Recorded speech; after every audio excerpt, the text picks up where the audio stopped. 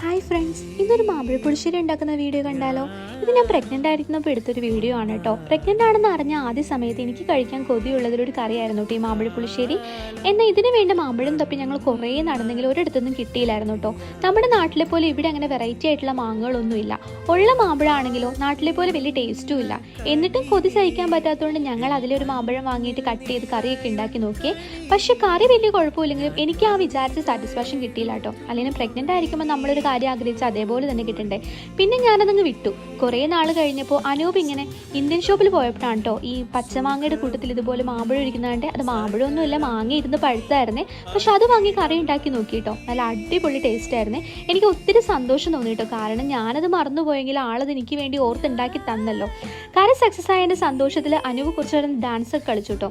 അല്ലെങ്കിലും അനൂപിൻ്റെ love language എന്ന് പറയുന്നത് ഇങ്ങനെ ഫുഡൊക്കെ ഉണ്ടാക്കി തരുന്നതാണ്. അപ്പം ഞാൻ കഴിച്ചു നോക്കി, എനിക്ക് ഇഷ്ടപ്പെട്ടു. അത്രയുള്ളൂ. ബൈ.